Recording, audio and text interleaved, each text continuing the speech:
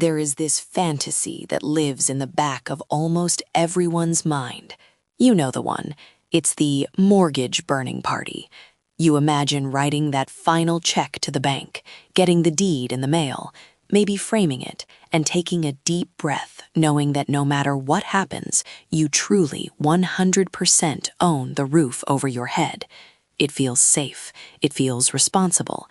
It feels like the ultimate adulting flex. And often, society screams this at us constantly.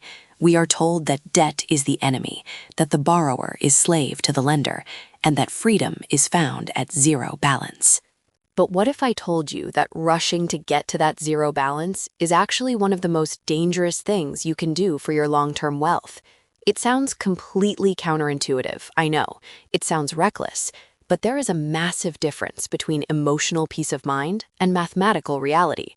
And sometimes, doing the thing that makes you feel warm and fuzzy inside is actually setting fire to hundreds of thousands of dollars of your future net worth. My name is Zara, and I spend way too much time obsessing over why some people seem to build wealth effortlessly, while others grind away at debt only to end up house rich and cash poor. And today, we are going to have a bit of a financial therapy session. We need to talk about the trap of the paid-off home. We're going to look at the cold, hard math that banks and traditional gurus don't really want to walk you through. We're going to talk about why inflation is actually your best friend right now, why your home equity is essentially dead money, and why keeping a mortgage might actually be the safest, smartest investment strategy you have available. If you are currently sending extra payments to your principal every month, you need to put the checkbook down for the next 15 minutes. Let's start with the elephant in the room. The emotional weight of debt. I get it. I really do. There is something primal about owing money. It feels like a weight on your chest. When you wake up in the morning, you know that a portion of your labor belongs to someone else. And if you follow traditional advice, the kind that screams at you to eat rice and beans and pay off everything with gazelle intensity, then keeping a mortgage feels like a sin. But we have to separate bad debt from strategic debt. Credit card debt at 25% APR, that is a financial emergency. That is a fire in your living room. Put it out immediately. A payday loan, that is toxic waste. Get rid of it. But a mortgage, especially a fixed-rate mortgage, that is an entirely different animal. And treating a 4% mortgage like a 25% credit card is a fundamental misunderstanding of how money works. Here is the core of the argument. And it all comes down to two words: opportunity cost. Every single dollar you have is a little worker.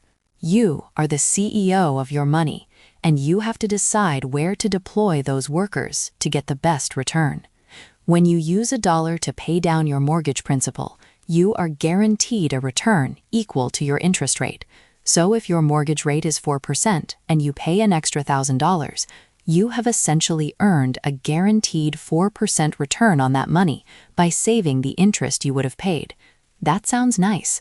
Guaranteed returns are safe. But you have to ask yourself, what else could that dollar have done? If you had taken that same $1,000 and invested it in a low-cost S&P 500 index fund, historically, you're looking at an average annual return of about 8 to 10% over the long haul. Now, I know what you're thinking. The market is volatile. It goes up and down. The mortgage payoff is guaranteed. And you're right. But over a 15, 20, or 30-year timeline, which is the timeline of a mortgage, the market has historically crushed the return of a low-interest mortgage. Let's put some real numbers on this, because the abstract concept doesn't hit as hard as the wallet reality. Imagine we have two people. Let's call them Nervous Ned and Strategic Sarah. Both of them have a $300,000 mortgage at 4% interest with 25 years left, and both of them just inherited, or maybe saved up, a lump sum of $300,000. Ned wants peace of mind. He hates debt. He takes that $300,000, writes a check to the bank, and pays off the house. Boom, done. He has zero debt. He saves the monthly mortgage payment. Let's say it was about $1,580 a month, principal and interest. And because he's responsible, he starts investing that monthly payment into the stock market for the next 25 years. Then we have Sarah. Sarah looks at the math.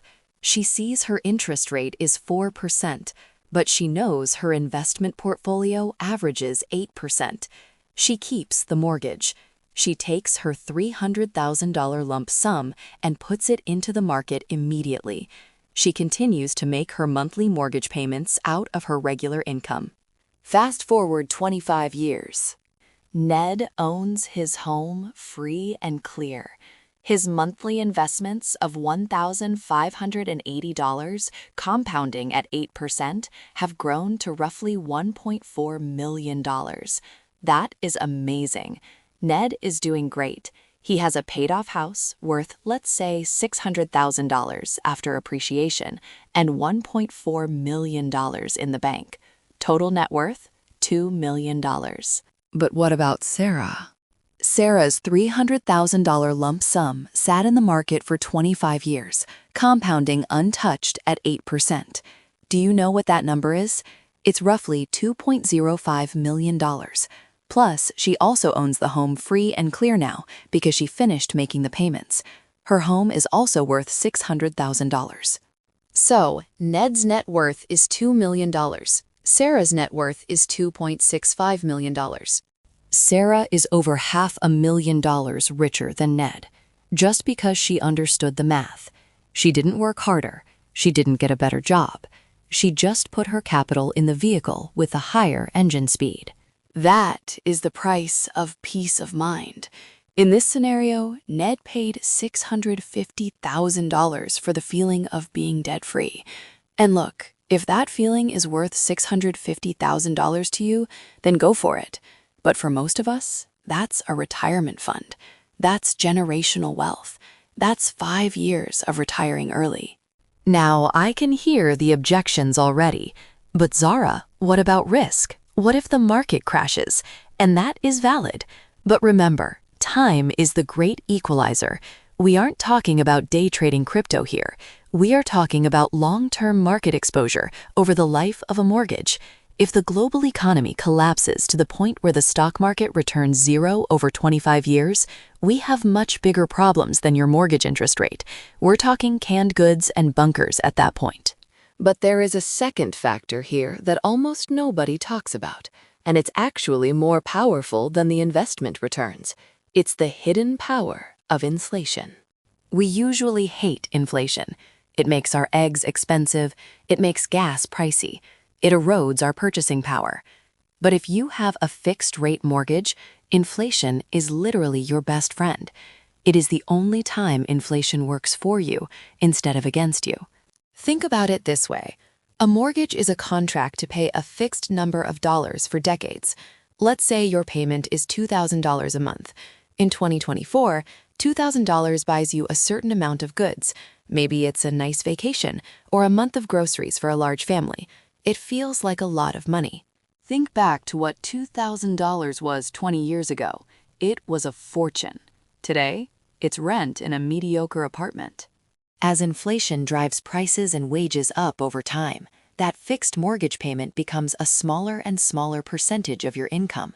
The bank is stuck receiving $2,000 from you, but those dollars are becoming worth less and less every single year. You are paying off a 2024 debt with $2034, which are significantly cheaper and easier to earn.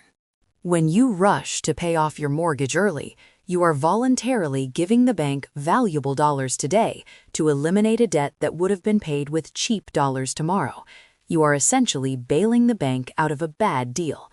The bank hates your 3% or 4% mortgage. They are losing money on it due to inflation. Why would you want to help them out? Let's shift gears to something that scares me way more than stock market volatility, the liquidity trap. This is the scenario that keeps me up at night. For people who are obsessed with paying down their mortgage, there is a saying in finance: house rich, cash poor, and it is a very dangerous place to be. Let's go back to our friend Ned. Ned has paid off his house. He feels great. But let's say 6 months later, disaster strikes. Maybe he loses his job. Maybe there's a medical emergency. He needs $50,000 cash, fast. He looks at his bank account. It's empty because he threw every spare dollar at the mortgage. He looks at his house.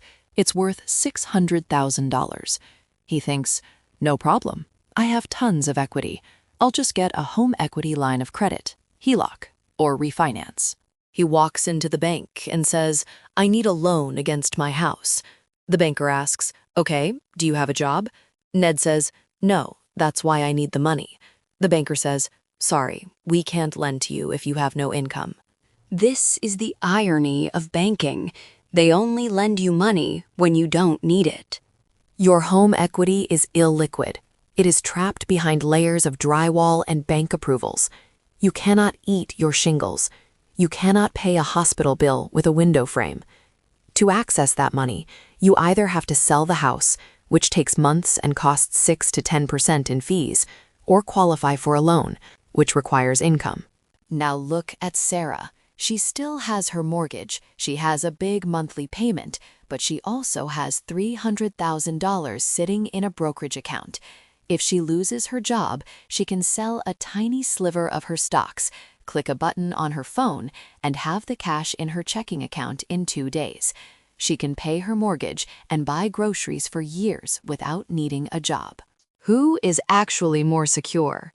The person with no debt but no access to cash? Or the person with debt but a massive pile of liquid assets? True financial security is liquidity. It's options. Paying off your home destroys your liquidity. It takes flexible cash and turns it into inflexible concrete. And we haven't even touched on the tax implications yet. Now, disclaimer, I am not a CPA, and tax laws vary wildly depending on where you live. US, Canada, UK, it's all different. But in the US, if you itemize your deductions, your mortgage interest is tax deductible. This effectively lowers your interest rate even further. If you have a 4% mortgage and you're in a 25% tax bracket, your effective interest rate is actually 3%. The government is subsidizing your loan. When you pay off the mortgage, you lose that shield. You are voluntarily opting out of a government subsidy. Again, you have to run your own numbers here, because with the higher standard deduction, fewer people itemize now. But for high earners with large mortgages, this is a real factor. So, does this mean you should never pay off your mortgage? Is debt-free truly a scam? No, absolutely not. There is nuance here. I told you I'm not a financial advisor, but I am a financial realist. There are specific seasons in life where paying off the house makes total sense. First, let's talk about the interest rate environment. Everything I just said assumes you have a low interest rate, let's say under 5% or 6%. If you bought a house recently and your rate is 7.5% or 8%, the math changes completely. A guaranteed 8% return by paying off debt is actually incredible. That rivals the stock market, but with zero risk. If my mortgage was 8%, I would be attacking it with a vengeance. So check your rate. The math trap only applies when your rate is significantly lower than average market returns. Second, let's talk about retirement. The sequence of returns risk in retirement is real. When you retire, your income stops. You are living off your portfolio. If the market crashes the year you retire and you still have a mortgage payment, you might be forced to sell stocks at a loss to pay the bank. That can spiral quickly. Many financial planners suggest carrying the mortgage through your accumulation phase, your 30s, 40s, 50s, to maximize growth, but aiming to have it paid off right as you enter retirement to lower your monthly fixed costs. That is a solid hybrid strategy. It reduces your required monthly income, which makes your retirement nest egg last longer. And finally, we have to address the know thyself factor. The strategy of investing the difference only works if you actually invest the difference. If you are the type of person who decides not to pay extra on the mortgage, but then you take that extra cash and spend it on a new car, or dining out, or vacations, then you are losing. In that case, forced savings via a mortgage payment is better than blowing the money. If you aren't disciplined enough to automate that transfer to your brokerage account every single month, then paying down the house is a decent forced savings account. It's not the most efficient, but it's better than spending it. Let's be honest with each other. Most of you watching this, you are smart. You are interested in finance. You have the discipline. You aren't the average consumer. You have to decide what game you are playing. Are you playing the game of feeling safe, or are you playing the game of building wealth? Because wealth is rarely built by doing the comfortable thing. Wealth is built by arbitrage. It's built by using other people's money, the banks, at a low cost to acquire assets that grow at a high rate. When you have a 30-year fixed mortgage at a low rate, you have been given a gift. You have been given a hedge against inflation, a tax shield, and a way to control a massive asset with very little of your own cash. Don't be in such a rush to give that gift back. Your home equity is boring. It sits there. It doesn't compound, it doesn't pay dividends, it doesn't cash flow. It just exists. By trapping your money in the walls of your house, you are putting your soldiers in a prison where they can't work for you. I want you to imagine your future self 20 years from now. Do you want to be the person who says, well, at least I didn't have a mortgage payment, while sitting on a smaller pile of assets? Or do you want to be the person who says, I used the bank's money to build an empire?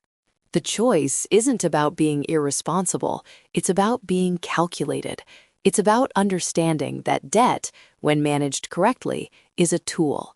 A saw can cut your hand off, or it can build a house. It depends on how you hold it. So before you write that next extra principal check, just pause, run the numbers, look at an investment calculator, look at your liquidity. Ask yourself if you are trying to solve a math problem with an emotional solution. I know this is controversial. I know people get very heated about debt. And if you are screaming at your screen right now, let me know in the comments. I actually want to hear your side. Why is the paid-off house worth the opportunity cost to you? Let's debate it. If you found this helpful, or at least thought-provoking, make sure you're subscribed. We are going to keep breaking down these money myths so you can stop just surviving and start actually building. Money is a game of options. Keep your options open, keep your liquidity high, and as always, keep climbing.